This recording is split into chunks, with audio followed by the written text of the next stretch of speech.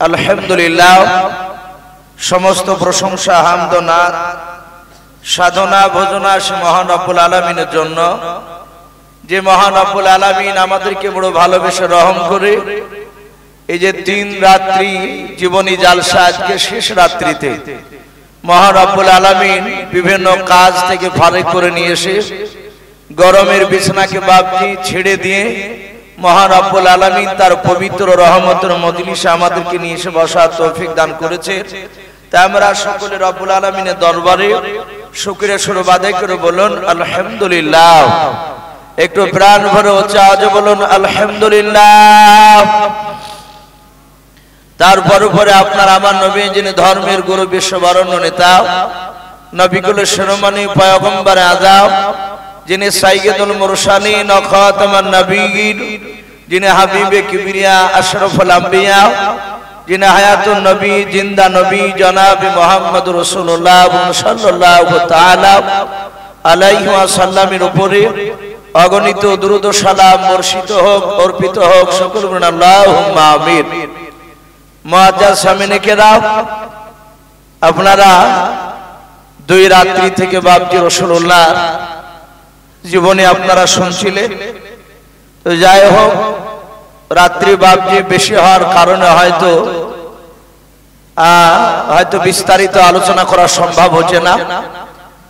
আমরা গতকালকে বাপজি শুনেছিলাম। আমি আর একবার আপনাদের কাছে একটু অনুরোধ করব, ভাই একটু আপনাদের মনে আছে কিনা সেটা আজ দেখতে চাই। গতকালকে কতদূর পর্যন্ত রেখেছিলাম মনে আছে বাবা আপনাদের? একটু বলে। আল্লাহ রাসূল সাল্লাল্লাহু তাআলা আলাইহি ওয়াসাল্লামের 8 বছর বয়স। আমার বিশ্ব নবীজির দাদা আব্দুল মুত্তালিব কিতাবে লিখেছে 8 বছর বয়সে আব্দুল মুত্তালিব নবীর দাদা দুনিয়ার বুক থেকে বাপজি বিদায় নিয়ে চলে যাবে না, থাকবেন না। মানে শারীরিক অবস্থা ভালো নেই, উনি বুঝতে পেরেছেন। যেমন এই যে বাপজি আমার বসে আছে, প্রায় দেখবে নাতি নাতনির সামনে পাড়ার প্রতিবেশীর সঙ্গে মাঝে মাঝে বলবে যে ভাই ভাই কি বাপ, আমাদের যাওয়ার সময় হয়ে এসেছে, আর বেশি দিন বাঁচবো না। এরকম বয়স্ক লোকেরা বলে না? তা আল্লাহ রাসূল সাল্লাল্লাহু তাআলা আলাইহি ওয়াসাল্লামের দাদা মনে মনে চিন্তা করলেন, ওগো মালিক, আমি দুনিয়ার মুখ থেকে বিদায় নিয়ে চলে তো যাবই, তা যাওয়ার আগে আমার যে 9টা ছেলে আছে, 10টার মধ্যে একটা আব্দুল্লাহ ইন্তেকাল করেছে, আর এই 9টা ছেলের মধ্যে যে কোনো একটা ছেলের মাধ্যমে আমি তার কিনারা করে দেব। আমি ডেকে তাদেরকে বলবো যে আমার এই নাতিকে তুমি দেখাশোনা করবা। আব্দুল মুত্তালিব বলেন, আমি ছেলেদেরকে সব ডাকলাম, তারা সবাই মিলে আমার সামনে জমা হলো। আমার ইচ্ছা ছিল আমার সব ছেলের চেয়ে যেনার টাকা বেশি ছিল, ওনার নাম কিতাবে লিখেছে হযরতে আব্বাস। কি নাম বললাম ভাই, একটু মনে রাখুন, হযরতে আব্বাস রাদিয়াল্লাহু তাআলা আনহু। উনি রাসূলুল্লাহ আর পরবর্তীকালে তিনি সাহাবা ছিলেন, ঈমান এনেছিলেন নবীর উপরে। তো তখন তো বাপজার সাহাবা হয় নাই, তো হযরতে আব্বাস সব ভাইদের চেয়ে একটু টাকা পয়সা বেশি ছিল না। তা আল্লাহ রাসূলের দাদা আব্দুল মুত্তালিব নবীকে কোলে করে নিয়ে বসে আছেন। ছেলেরা একে একে এসে বলেন, আব্বা আমাদেরকে ডাকলেন? বলে হ্যাঁ। বলে আমি ডাকলাম, আমার ছেলে আব্দুল্লাহ ইন্তেকাল করার পরে এই আব্দুল্লাহ জন্ম নিয়েছিল। বাপজি ভাই, যারা দেয়ার মানসিকতা নিয়ে বাড়ি থেকে এসেছে, আমি তাদেরকে বলবো আসার পরে ওই পাশে এই যে খাতা নিয়ে বসে আছেন, ওনাকে বলবেন, উনি লিখে রাখবেন। শেষের বেলায় ইনশাআল্লাহ আবার নামগুলো বলে দোয়া করা হবে। তো ভাই আমি বলছিলাম, আব্দুল মুত্তালিব বলেন, আমার এই নাতিকে আমি তোমাদের যে কোনো একটা ছেলের কাছে আমি রেখে যাব, তোমরা তার দায়িত্ব নিবা। শুধু আমার বিশ্ব নবীর দাদা এতটুকু কথা বলেছে। হঠাৎ করে দেখলেন বাবা আল্লাহর নবী জনাবে মুহাম্মদ রাসূলুল্লাহ সাল্লাল্লাহু তাআলা আলাইহি ওয়াসাল্লাম নবী আমার ওনার দাদার মুখ থেকে কথা বেরোনোর আগে আল্লাহর নবী 8 বছরের সন্তান নবী আমার সুজা কোল থেকে উঠে গিয়ে দৌড়ে গিয়েও ওনার বড় চাচা আবু তালিবের কোলে গিয়ে বসে বলল, বলুন সুবহানাল্লাহ। আবু তালিব আল্লাহ রাসূলের চাচা ডাক দিয়ে বলেছিল, ভাতিজা আমার কেন কোলে বসলে তুমি, আমার কেন গলাটা জড়ে ধরলে বলাও। আল্লাহর নবী যারা তুমি চোখের কোনা দিয়া পানি ঝরতেছে। আবু তালিব বলেছিল, বাবা আমি গরিব মানুষ, অর্থহীন, আমার কাছে অত বেশি টাকা নাই। ওই দেখো তোমার আব্বাস চাচা, তার কাছে থাকলে তুমি দামি দামি পোশাক পাবাও। আল্লাহর নবী বলেছিলেন, চাচা আমি অন্য কোন চাচার কাছে যাব না, চাচা আমি আপনার কাছে থাকবো। আল্লাহর নবী বাপজি জীবনে 3টা বেশি বেশি করে দোয়া করতেন। আল্লাহর নবী বলতেন, ও আল্লাহ যতদিন তুমি বাঁচে রাখবাও ততদিন তুমি আমাকে আয় আল্লাহ গরিব করে বাঁচে রাখবা, বলুন সুবহানাল্লাহ। আল্লাহর নবী আরো দোয়া করতেন, গো মালিক যেদিন তুমি আমার মওত দিবা, ইন্তেকাল করবাও, সেদিন তুমি আমাকে গরিবের হালাতে মওত দিও। আবার নবী যে 3 নাম্বার দোয়া করতেন, আল্লাহ যেদিন তুমি আমাকে কবর থেকে উত্থাপিত করবাও, কবর থেকে যেদিন তুমি আমাকে উঠাবা গো মালিক, সেদিন কিয়ামতের ময়দানে কবর থেকে তোলার পর বড় লোক মানুষের কাতারে দাঁড় করা বানাও, যেখানে গরিবের কাতার হবে সেই কাতারেও তুমি আমাকে দাঁড় করে রাখবা, বলুন সুবহানাল্লাহ। আল্লাহর নবী এই 3টা দোয়া সব সময় করতেন। আমার বিশ্ব নবী যে বলেন, ওগো চাচা চিন্তা করবেন না, আপনি যা খাবেন তাই আমি আপনার খাবারে সন্তুষ্ট থাকব। চাচা গো বছরে একটা জামা দিতে পারলে তাতে আমি খুশি হব। আল্লাহর নবী জনাব মুহাম্মদ রাসূলুল্লাহ সাল্লাল্লাহু তাআলা আলাইহি ওয়াসাল্লামের দাদাও বেশ কিছুদিন পর উনি দুনিয়ার বুক থেকে বিদায় নিয়ে চলে গেলেন। পড়ুন, ইন্না লিল্লাহি ওয়া ইন্না ইলাইহি রাজিউন। রাসূলের 8 বছর বয়সে নবীজির দাদা আব্দুল মুত্তালিব দুনিয়ার বুক থেকে বিদায় নিয়ে চলে গেলেন। থাকতে লাগলেন নবীজির বড় চাচা আবু তালিবের কাছে। থাকতে থাকতে থাকতে বাপজি রাসূলুল্লাহর বয়স 13 বছর হয়েছে। ক বছর বললাম ভাই? 13 বছর। আমার বিশ্ব নবী বললেন, গো চাচা আপনি প্রায় মাসে মাসে আপনি ব্যবসা করতে যান, আমি বড় হয়েছি, আমি আপনার সাথে ব্যবসা করতে যাব। নবী চাচা আবু তালিব বললেন, বাবা তুমি আমার সাথে যেও না। বলে না আমি যাব। বলে যাবি? বলে হ্যাঁ। বলে চলো। বিশ্ব নবীকে নিয়ে বাপজি চলতে শুরু করলেন। আমার বিশ্ব নবী গিয়েছেন 13 বছরের ছেলে, আর আবু তালিব আর প্রায় ওই মক্কার আরো একাদশ লোক সব দল বেঁধে বাপজি তারা শাম দেশে ব্যবসা করতে যাচ্ছে। মার দিয়ে বাপজি যেতে যেতে মরুভূমির ময়দান যখন পার হচ্ছিল, আবু তালিব বলল, গো বন্ধুরা আমি কুরাইশ বংশের একজন বড় নেতা, শোনো প্রায় মানুষ আমাকে সম্মান দেয়, আমরা হেঁটে আসতে গিয়ে শরীর ক্লান্ত হয়েছে, চলো ওই ময়দানে ওই দেখো একটা গাছ দেখতে পাচ্ছ, ওই বড় গাছের ছায়ার তলে চলো আমরা গিয়ে একটু আরাম করব, একটু জিরিয়ে নেওয়ার পরে আবার হাঁটতে শুরু করব। কেতাবে লিখছে ওই ময়দানে একটা ইহুদি পণ্ডিতের বাড়ি ছিল, বলুন আলহামদুলিল্লাহ। একটা ইহুদির পণ্ডিত আলেম, পাদ্রী বলা হয়, তার ওই ময়দানে বাপজি তার বাড়ি ছিল। তারা স্বামী স্ত্রীতে বাপজি ছাদের উপর বসেছিল। এইদিকে বিশ্ব নবী আস্তে আস্তে হাঁটছিলেন, আর নবীর দেশের বাপজি মক্কার বহু মানুষ যারা ব্যবসা করতে গিয়েছিল, তারা সবাই মিলে দৌড়ে গিয়ে ওই গাছের ছায়ার তলে বসার জন্য তারা গোটা গাছের ছায়া থেকে গোল করে ঘেরাও করে নিয়ে বসে পড়ল। আল্লাহর নবী দৌড়ালেন না, নবী ছোট থেকে ভদ্র ছিলেন, বলুন আলহামদুলিল্লাহ।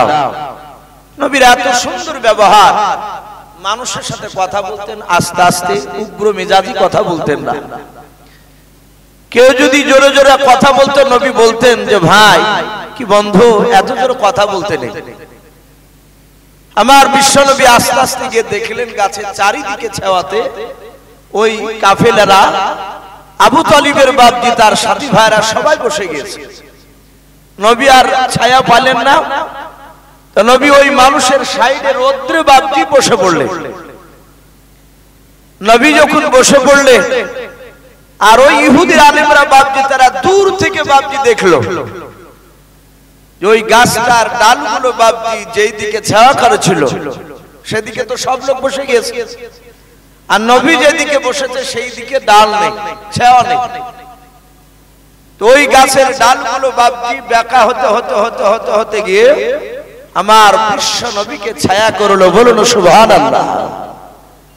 ইহুদির আলেম দেখে অবাক, সেই গাছ থেকে বাপজি ওখান থেকে ছাদ থেকে নেমে এসে বলল, ভাই এই ছেলেটার গার্জিয়ান কে, এর আব্বা কে? নবীজি চাচা আবু তালিব বললেন আমি। ইহুদির আলেমটা বলল, না এই ছেলের আব্বা বেঁচে থাকতে পারে না। সাতাহাত বাপজি বলেছিল যে এই ছেলের গার্জিয়ান আমি অভিভাবক, আমি তার আব্বা নয়, আমি তার চাচা আবু তালিব। বলল, ভাই এই ছেলেটাকে তুমি এই রাস্তা দিয়ে সামনে নিয়ে যেও না। বলে কেন? বলে ইহুদির বাপজি কিছু লোক তারা এই ছেলেটাকে খুঁজছে পালিয়ে জবাই করে দেবে।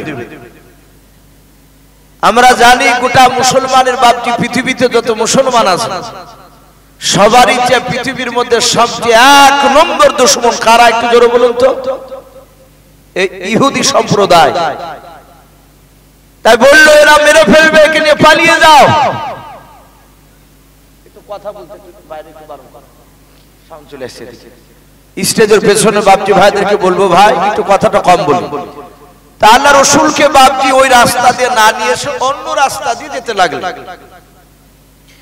যেতে যেতে দেখছেন একটা বিরাট মেলা, যে মেলা মক্কা নগরে বছরে একবার হতো।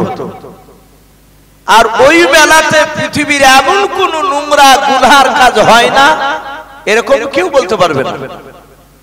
প্রকাশ্য বাপজি সেখানে জেনা হতো, বলুন আস্তাগফিরুল্লাহ। এত গুনার কাজ হতো সেখানে। নবীজি তিনটা বন্ধুকে নিয়ে বাপজি মেলা ঘুরতে গেলে, ওরা তাম্বু টাঙ্গে সাইডে আছে।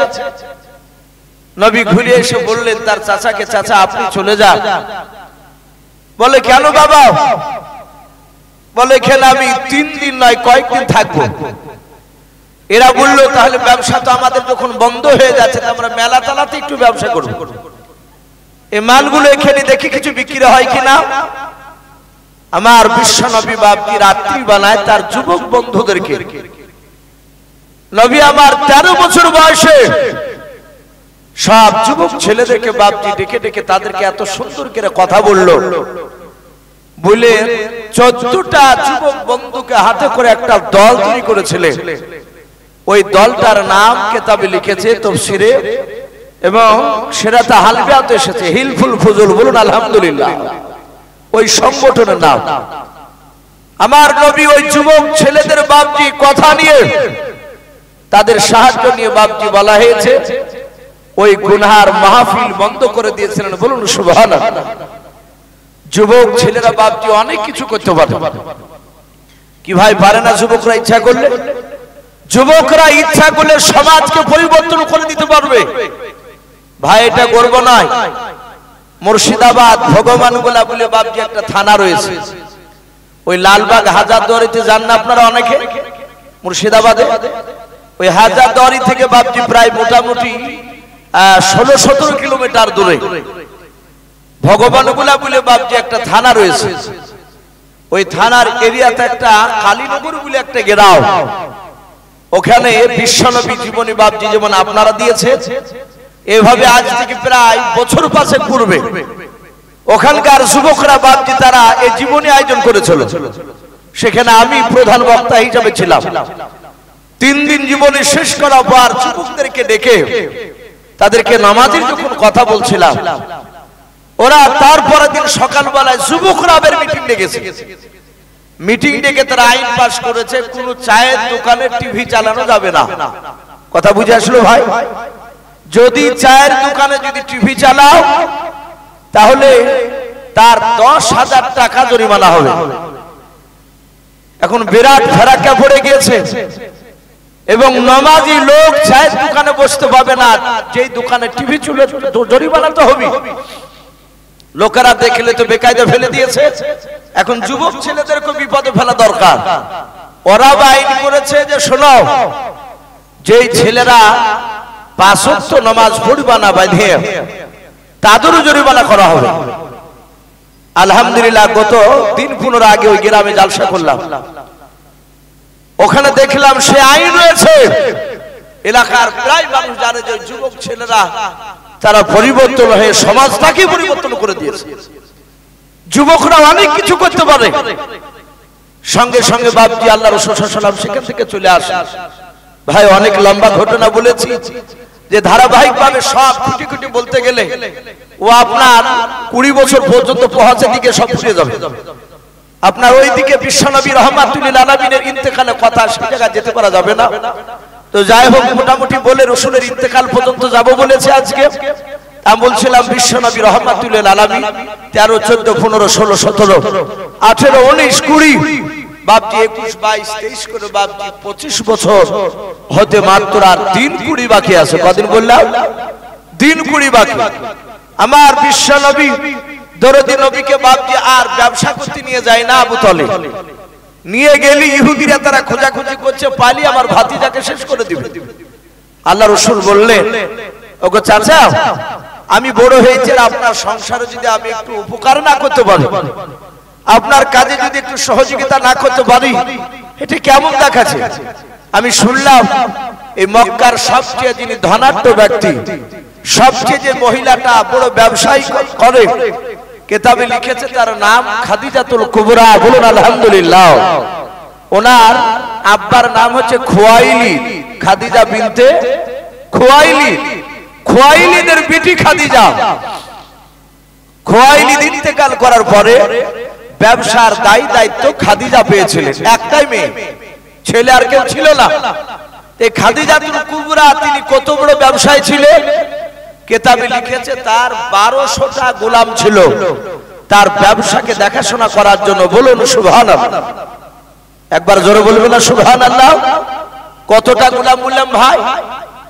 1200টা গোলাম। আমাদের এলাকায় যদি একটা হার্ডওয়্যারের দোকান থাকে বড়, ওই দোকানে যদি বাপজি 5-6টা যদি কর্মচারী থাকে, আমরা গঙ্গারামপুরে গিয়ে গল্প করি যে বিরাট দোকান, বিরাট কারবার, বলি না?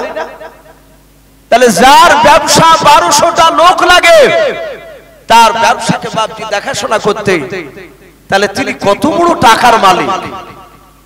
এই খাদিজা উনিও কিন্তু বাপজি মক্কা নগরে বাপজি রাসূলুল্লাহ নাম শুনতে পেয়েছিলেন যে মক্কা নগরে আবু তালিবের বাড়িতে একটা ছেলে আছে, তাকে মক্কার লোকেরা ছোট থেকে বাপজি আল আমিন বলে ডাকে। বলুন আলহামদুলিল্লাহ। কি বলে ডাকে? আল আমিন, মোহাম্মদ বলে ডাকে না। আল আমিন মানে সত্যবাদী। তো ওই লোকটাকে যদি আমার বাড়িতে নিয়ে আসতে পারি, তাহলে আমার ব্যবসায় মেন জায়গায় থেকে বসালে একটু সুবিধা হবে। খাদিজা তার প্রশংসা শুনেছিল। এদিকে আবু তালিবকে রাসূলুল্লাহ বললেন, ওগো চাচা, ওই মেয়েটার বাড়িতে আমাকে রাখালি করতে দিয়ে আসে, তাহলে আমি আর অন্য জায়গায় যাব না। ওর বাড়িতে থাকলে আমাকে ইহুদির লোকেরা, আলেমেরা আর খুঁজে পাবে না। বলে কথা তো লিগ্যাল, যুক্তিসঙ্গত কথা। বলে চলো। আমার বিশ্ব নবীকে গিয়ে খাদিজার বাড়িতে দিলে। খাদিজাকে সব বললে, হে খাদিজা, শোনো, তুমি টাকা পয়সাওয়ালা নারী, আমার এই ভাতিজার আব্বা নাই, মা নাই, একে সাবধানে তুমি একটু কাজ করে নিও। একটা মাসিক কন্ট্রাক্ট করে নিলেন যে এত টাকা দেওয়া হবে। আল্লাহ রাসূল বাপজি থাকতে লাগলে। খাদিজা বললেন, তোমার নাম কি ভাই? নবীজি বললেন, আমার নাম মুহাম্মদ সাল্লাল্লাহু আলাইহি ওয়াসাল্লাম। নবী বললেন লোকেরা আমাকে আলামিন বলে ডাকে, মোহাম্মদ বলে খুব কমই লোক ডাকে আমাকে। বলে বাহ, নাম তো খুব সুন্দর, উপাধিটা সুন্দর, সত্যবাদী তুমি। খাদিজা বলল আজ বাড়িতে থাকো, কালকে আমি তোমাকে কাজে দেব। কিতাবে লিখেছে খাদিজা সকালবেলায় রাসূলুল্লাহকে ডেকে প্রায় 8 থেকে 10টা ছাগল খাদিজাকে দিল। খাদিজা নবীকে দিলে, ডাক দিয়ে বলল খাদিজা, ওগো ভাই আলামি, তুমি আমার এই ছাগলটা প্রথম দিন চড়াই করে নিয়ে এসো। নবীজি বলেন আমি ছাগল চড়াতে যাব? বলে হ্যাঁ। 7-8টা ছাগলকে বাপজি দড়ি বেঁধে রাসূলুল্লাহ নিয়ে যাচ্ছে। ময়দানে নিয়ে যাওয়ার পরে যেই ছাগলগুলো নবীর সাথে যাচ্ছে, সে ছাগলটা নবীকে চিনে না ভাই, একটু কথা বলে। ইনি আখিরি জামানার পয়গম্বর রাসূলটা ছাগলের আছেন। আমার বিশ্ব নবী যাওয়ার পরে ছাগলের দড়িগুলোকে খুলে নিয়ে বিশ্ব নবী মাথার নিচে দিয়ে বাপজি শুয়ে আছে। ছাগলগুলো সাইডে বাপজি তারা আপন আপন খেলাধুলা করছে, ঘুরিয়ে বেড়াচ্ছে। নবীকে দেখে তাদের পেট ভরে গিয়েছে, বলুন আলহামদুলিল্লাহ।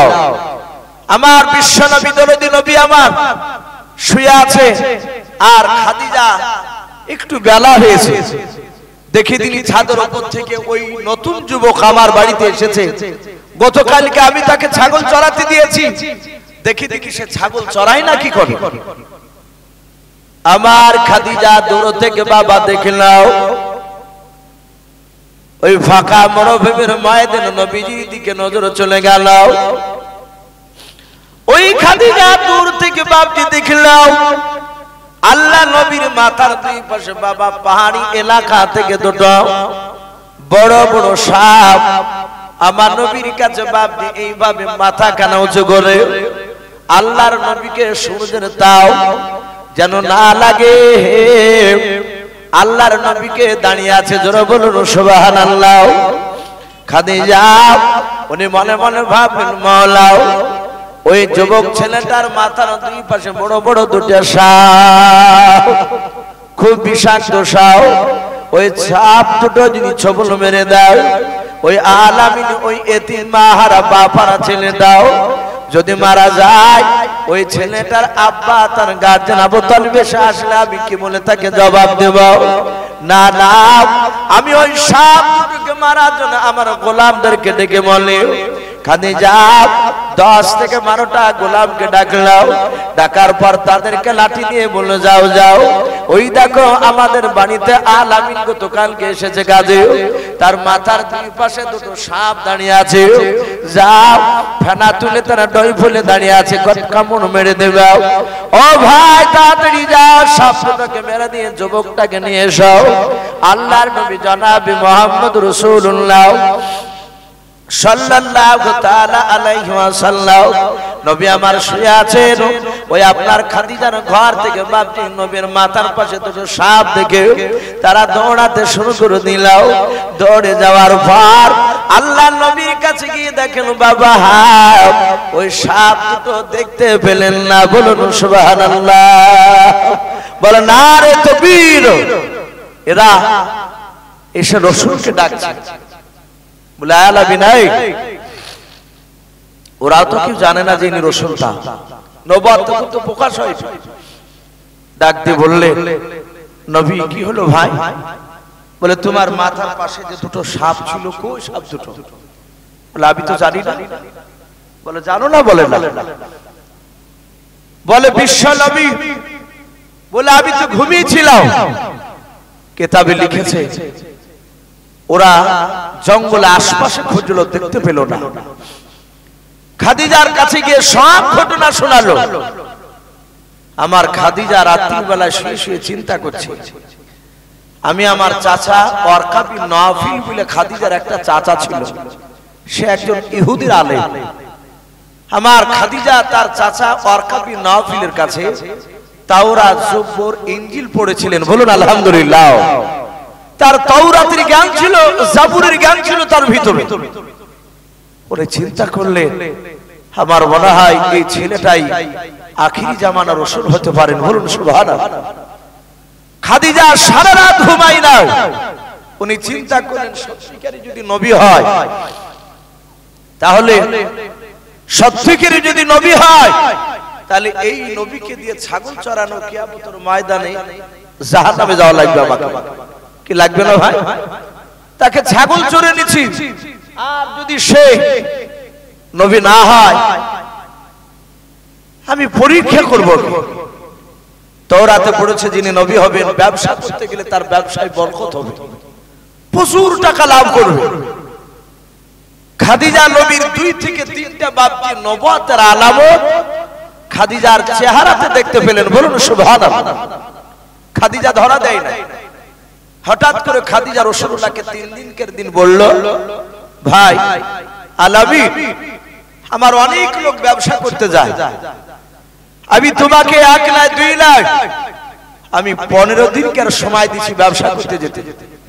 আমি যে মালগুলো দিব এই মালগুলো 15 দিনের মধ্যে তোমাকে বিক্রি করে আসতে হবে। রাসূল বললেন আমি চেষ্টা করব।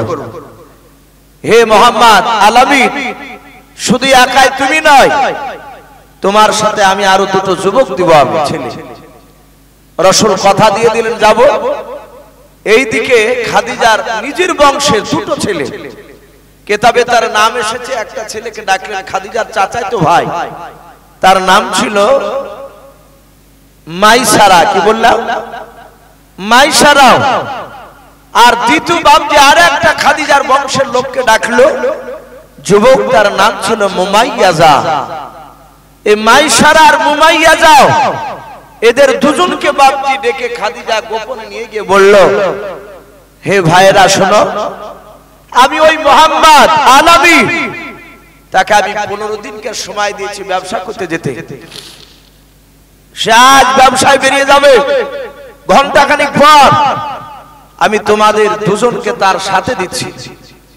শোনো বন্ধু মাইসার আর মুমাইয়া, যাও মুহাম্মদ সাল্লাল্লাহু আলাইহি ওয়াসাল্লাম এই ব্যবসার মাল নিয়ে গিয়ে সে ফেলে দেয় কিংবা কাউকে দিয়ে দেয়, এসব খোঁজ তোমাদেরকে নেওয়া লাগবে না, তোমরা শুধু ফলো করবা মুহাম্মদ সাল্লাল্লাহু আলাইহি ওয়াসাল্লামের চরিত্রের দিকে। বলুন আলহামদুলিল্লাহ। তার চরিত্রের দিকে একটু লক্ষ্য করবা যে তার চরিত্রের মধ্যে কোনো ফল আছে কিনা। বলে অসুবিধা নাই খাদিজা, আমরা সেইটি শুরু, আমরা গোয়েন্দা শুরু, তার ভিতরকার চরিত্র দেখব। মাইসারা মুমাইয়াজা নবীর সাথে সাথে চলতে লাগলো। আর রাহিকুল মাকতুম কিতাবটিতে পাওয়া যায় আল্লাহর নবী জনাবে মুহাম্মদ রাসূলুল্লাহ সাল্লাল্লাহু তাআলা আলাইহি ওয়াসাল্লাম নবী আমার খাদিজার এরিয়া থেকে যখন পার হয়ে বাপজি পাহাড়ি এলাকায় উঁচু নিচু রাস্তা দিয়ে বাপজি যেতে যখন শুরু করলেন, খাদিজার চাচাতো ভাই মাইসার আর মুমাইয়াজা ওরা বললেন আমরা দেখলাম খাদিজার এরিয়া পার হওয়ার পর দেখলাম জঙ্গলের ছোট ছোট বাপজি নাই বড় বড় গাছের ডালগুলো আল্লাহ নবীর কাছে বাপজি মাথা নুয়ে নিয়াও ডালগুলো আল্লাহর নবীর সাথে কি যেন কথা বলছিল, জোরে বলুন সুবহানাল্লাহ। আল্লাহর নবী জনাবে মুহাম্মদ রাসূলুল্লাহ সাল্লাল্লাহু তাআলা আলাইহি ওয়াসাল্লাম গাছের ডালে হাত দিয়ে নবী আমার মাথা নড়ে নড়ে যেন কে বলছিল। মায়েশারা মুমাইয়াজা বলেন আর বুঝতে পারলাম না। আবার দেখলাম মাটি দিয়ে পাথরের রাস্তা দিয়ে যখন যাচ্ছিলেন ছোট ছোট বাপজি পাথরগুলো আল্লাহর নবীকে যেন কি বলে বলে যেন ডাক দিয়ে যেন কথা বলছিল। মায়েশারা মুমাইয়াজা 15 দিন ধরে নবীজির এই বাপজি নবুয়তের বাপজি আলামতগুলো দেখতে পেলেন। আল্লাহর নবীজি বাপজি 15 দিনে অনেক টাকা লাভ করলেন। 15 দিনকার দিন ব্যবসা করে খাদিজার কাছে এসে বলেন, ওগো খাদিজা তাড়াতাড়ি তুমি ব্যবসার হিসাব নিয়ে নাও। খাদিজা বলল, ভাই আজকে বাড়ি চলে যাও, আমি তোমার কাছে আজকে হিসাব নেব না, যা তোমাকে হিসাব দেওয়া লাগবে না, চলে যাও। তুমি যে 15 দিন ব্যবসা করে আসলাও, যা আমি তোমাকে তোমাকে কিছুদিনকার মতো ছোটে দিলাও, আমি তোমাকে ডেকে পাঠাবো। আল্লাহর নবীজি বাপ নিয়ে বাড়ি চলে গেলেন। এদিকে মায়েশারা মুমায়াজা খাদিজা বাপ যে ডাকার উপর বললাও, ওরে মায়েশারা মুমায়াজা বলো বলো মুহাম্মদ সাল্লাল্লাহু আলাইহি ওয়া আলামিনের তার চরিত্রের মধ্যে কোনো ফল্ট পেয়েছে কিনা বলা। হযরত মায়েশারা মুমায়াজা বলেছিল, খাদিজা ওই মুহাম্মদ আলামিনের গুনাহগুলি বলে শেষ করা যাবে না। বলে কেন রে? বলে আপনার এলাকা থেকে যখন পার হয়ে চলে গেলাম, জঙ্গলে গাছ এবং মাটির দেখলাম পাথরা পর্যন্ত দাঁড়াও, ওই আলামিনের সাথে যেন গুনগুন করে যেন কে বলছিল। খাদিজা বুঝতে পারলেন আমি যেটা ধারণা করেছিলাম, চিন্তা করেছিলাম, ওটাই বাস্তবে মনে হয় পরিণত হয়ে যাবে। আল্লাহর রাসূলের বিবি খাদিজাতুল কুবরা তখন বাপজি নবীর সাথে বাপজি বিয়ে হয় না। খাদিজা বাপজি আর থাকতে পারল না। তারপরের দিন সকালবেলায় খাদিজা দুটো বাপজি গোলামকে পাঠিয়ে দিল।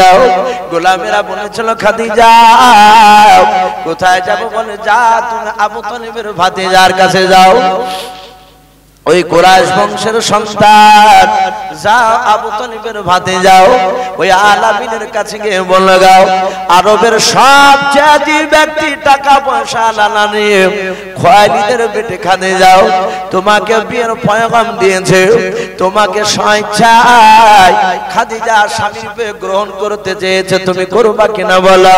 জোরে বলুন সুবহানাল্লাহ।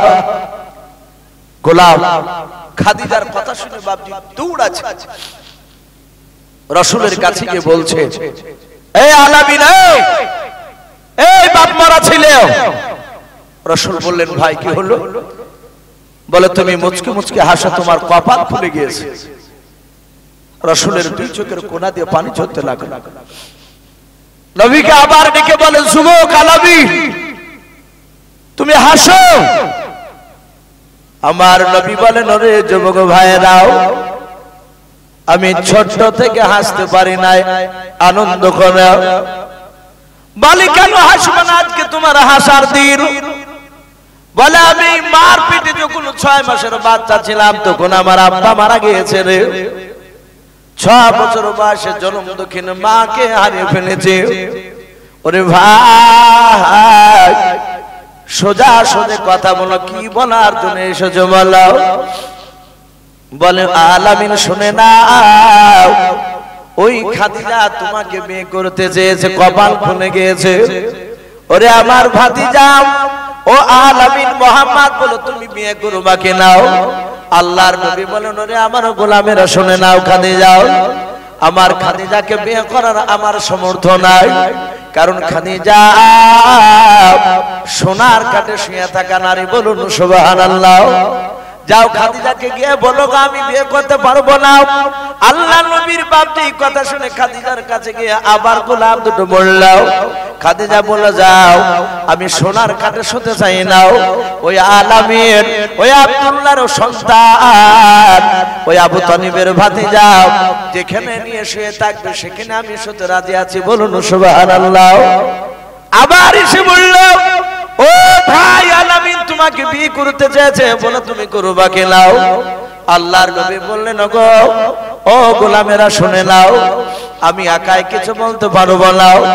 যাও আমার বাড়িতে গার্জেন আছে, আমার আবু তালিব চাচা, আমার আব্বা ইন্তেকাল করার পর আমার গার্জেন ছিল আমার দাদাও। আমার দাদা আব্দুল মুত্তালিব ইন্তেকাল করার পর আমার গার্জেন হয়েছে আমার চাচা আবু তালিব। আমার চাচা যদি অনুমতি দেয় তবে করব, নচেত আমি করতে পারবো না। গোলাম দুটো ছুটি গিয়ে আবু তালিবের কাছে গেল।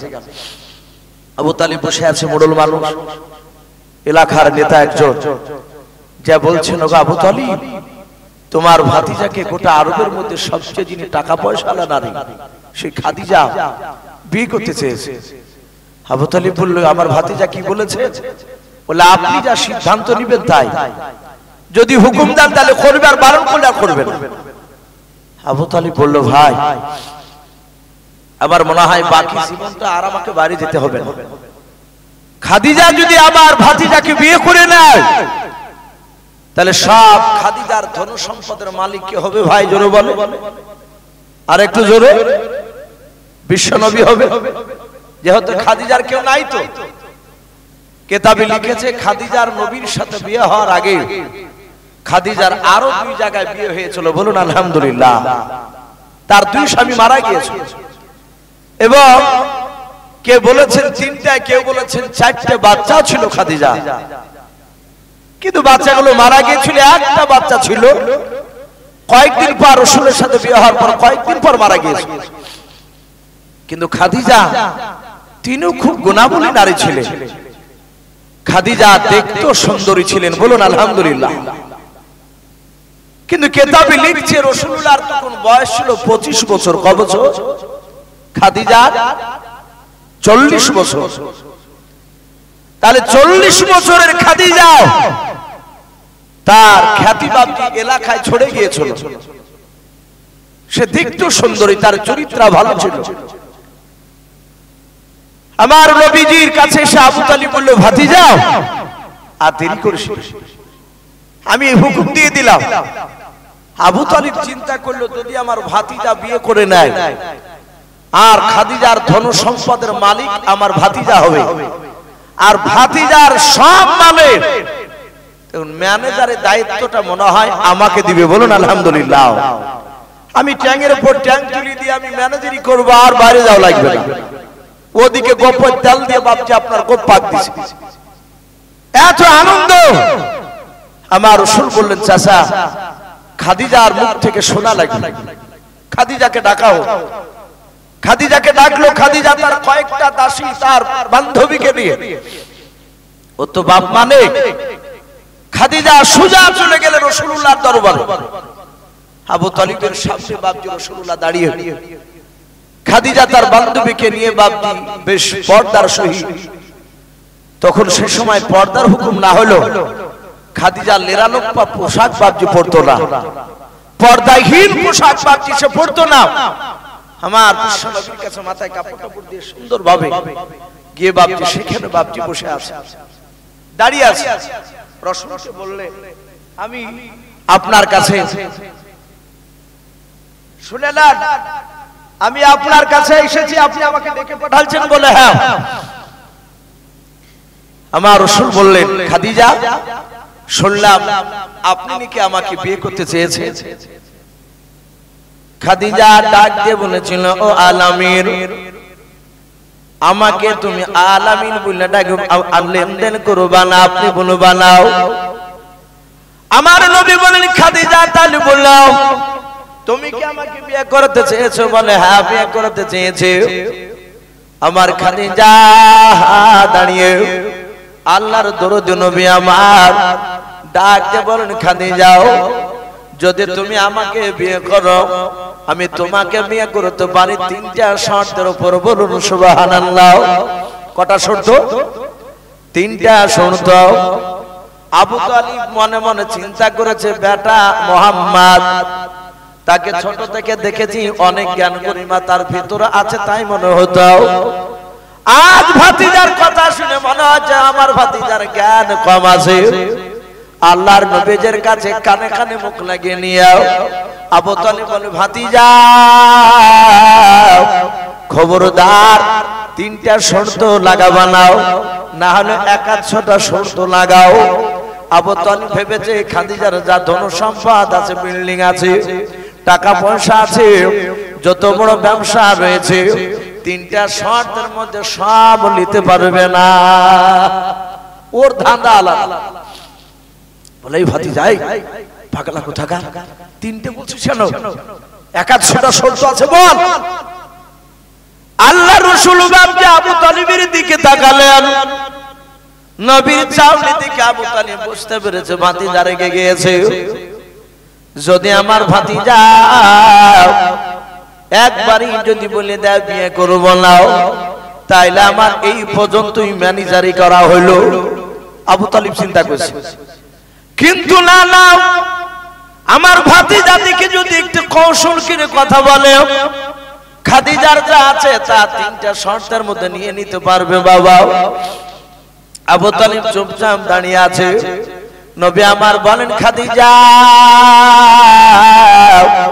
বলো তিনটা শর্ত মানবা কি নাও? খাদিজা বলল, গো ভাই আলামিন, তিনটা কেন, 100টা শর্ত বলল তোমার খাদিজা সব মানতে রাজি আছে। বলুন সুবহানাল্লাহ। আমার খাদিজা পাগলিনীর মতো বাপ যে আছে চিনতে পেরেছে, ইনি যদি আখিরি জামানার প্রকৃতি যদি নবী হয়ে যায়, রসুল হয়ে যায়, আর এনাকে যদি স্বামী রূপে যদি গ্রহণ করতে পায়, কিয়ামতের ময়দানে সবচেয়ে দামি নারী হবে। বলুন সুবহানাল্লাহ। কি নারী হবে না দামি? রাসূলুল্লাহ বিবি হবে। খাদিজা বলেন, ভাই আলামিন তুমি তাড়াতাড়ি বলো, ওই তিনটা শর্ত তুমি কি বলবা, তাড়াতাড়ি বলো, আমি রাজি আছি, সব মেনে নেব। আল্লাহ দরদে নবী ডাক দিয়ে বলেছিলেন, ওগো খাদিজা প্রথম নাম্বার শর্ত শুনে নাও, তোমার যত জমি জায়গা আছে খাদিজা, ওরে খাদিজা তুমি কথা দাও। আর আবু তালিব বাপজি মুচকে মুচকে হাসছে আর বলছেন এভাবে, হ্যাঁ বেটা ঠিক ধরিয়েছে। বলে, খাদিজা প্রথম নাম্বার তোমার যত জমি জায়গা আছে খাদিজা, যত তোমার টাকা পয়সা আছে খাদিজা, সবগুলো প্রথম নাম্বার শর্ত হচ্ছে গরিব মিসকিনকে দান করে দিতে হবে। জোরে বলুন সুবহানাল্লাহ। আর আবু তালিবের মুখখানা বাংলা পাঁচের মতো। এ করলো কি রে? ওর নামে লালিয়ে লোককে দান করতে হবে বলছে। খাদিজা বলল, ভাই আমি রাজি, আমি সব দিতে রাজি আছি, চিন্তা করো না। 2 নাম্বার শর্ত নবী বলেন, খাদিজা শুনে নাও, তোমার যত বিল্ডিং রয়েছে রে খাদিজা, সব বিল্ডিং গুলো শুনে নাও, গরিবদেরকে দান করে দিতে হবে। খাদিজা বলে, তাও আমি রাজি আছি। আবু তালিব পাশ থেকে বলে, ভাতিজা এ বিয়াতে ভালো মন্দ তো আমি কিছুতেই নাই। ও বুঝতে পেরেছে, সবই তো দিয়ে দিল। আমার বিশ্ব নবী বলে, চাচা আপনি দাঁড়ান, যাবেন না। আবু তালিব দেখলো ছোট থেকে ভালোবাসে, আর যাওয়া যাবে না।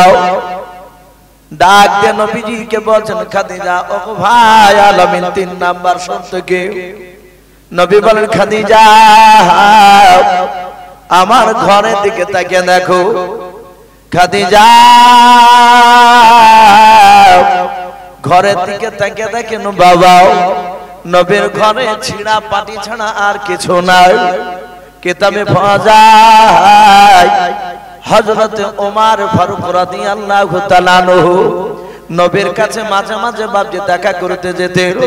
আমার ওমর বাদশা বলেন, আমি নবীর কাছে মাঝে মাঝে যেতাম, দেখতাম সারা পৃথিবীর যিনি দরদ নবী আমার, যে নবীজির সুপারিশ হলে কিয়ামতের ময়দানে কোন উম্মাহ জান্নাত যেতে পারবে না, সেই নবী আমার বিছানায় ছিঁড়া পাটির উপর বাপজি শুয়ে থাকতেন, মাথা তলে একটা বালিশ পর্যন্ত ছিল না।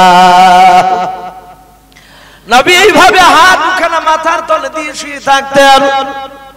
আল্লাহর নবী বাপজি উঠলে আমার ওমর বলেন, আমি দেখতাম নবীর পিঠে পাটির দাগ বাপজি চাটা হয়ে লাগে থাকতো।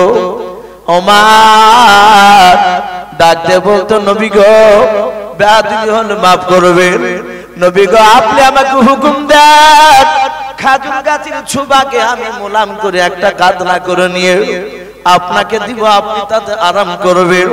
নবী বলতেন, ওরে ওমর সারা পৃথিবীর মধ্যে শুনে নাও, আল্লাহ আমাকে রাহমাতুল লিল আলামিন নবীকে পাঠিয়েছে। বলুন সুবহানাল্লাহ।